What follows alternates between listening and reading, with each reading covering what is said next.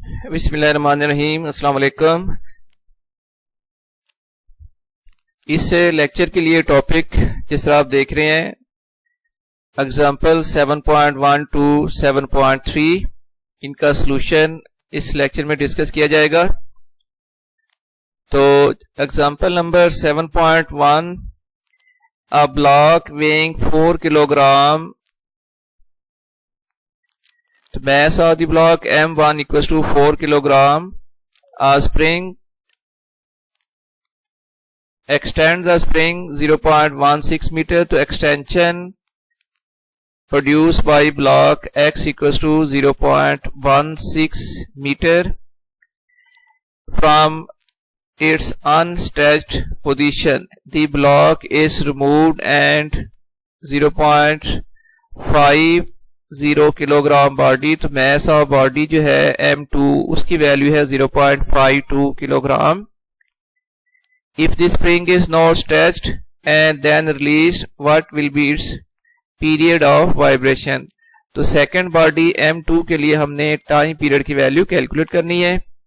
पहले जो ब्लॉक था उसके लिए हम फाइंड करेंगे स्प्रिंग कांस्टेंट। तो ये जो फर्स्ट 2 लाइंस में डाटा दिया गया है ये बेसिकली स्प्रिंग कांस्टेंट फाइंड करने के लिए है।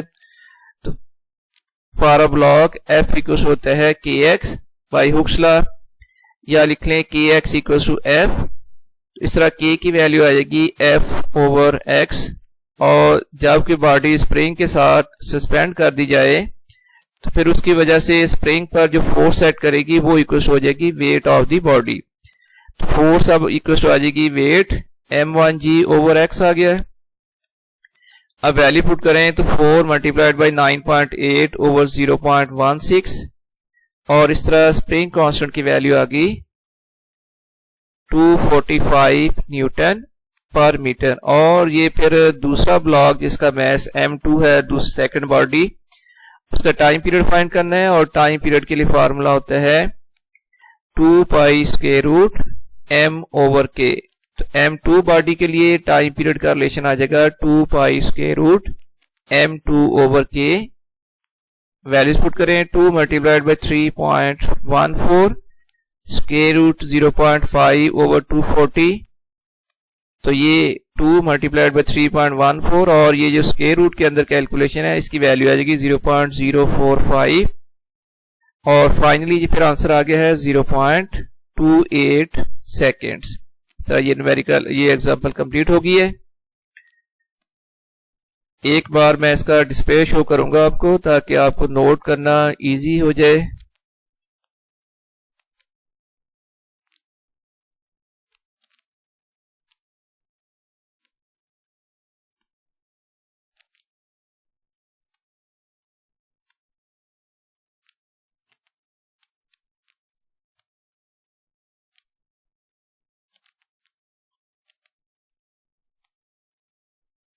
एग्जाम्पल नंबर 7.2 है what should be the length of a simple pendulum of time period 1 second. तो time period of simple pendulum given है t इक्वल टू 1 सेकेंड, और ग्रेविटेशनल एक्सेलरेशन g की value है 9.8 मीटर पर सेकेंड स्क्वायर। तो what should be length, एक तो हमने length find करनी है, कैलकुलेट करनी है, और व्हाट इज द फ्रीक्वेंसी, और इसके बाद हमने कैलकुलेट करनी है फ्रीक्वेंसी। तो अब टाइम पीरियड का फार्मूला होता है 2 pi square root l over g।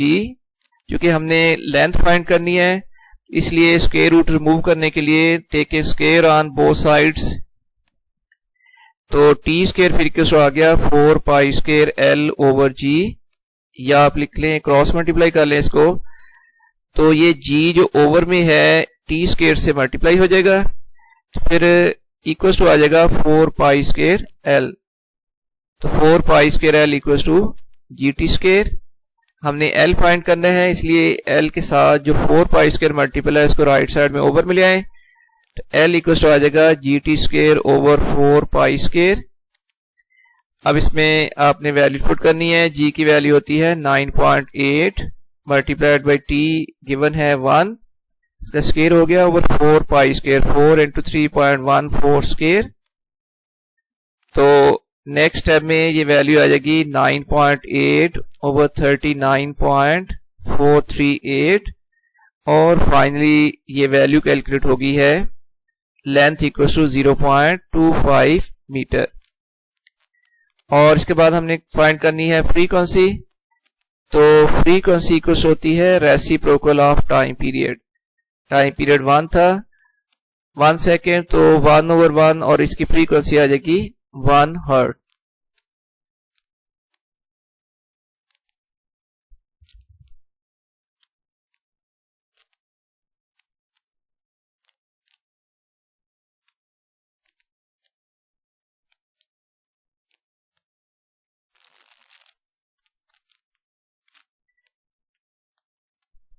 इसके साथ ये एग्जांपल कंप्लीट हो गई है। अब नेक्स्ट है एग्जांपल नंबर 7.3।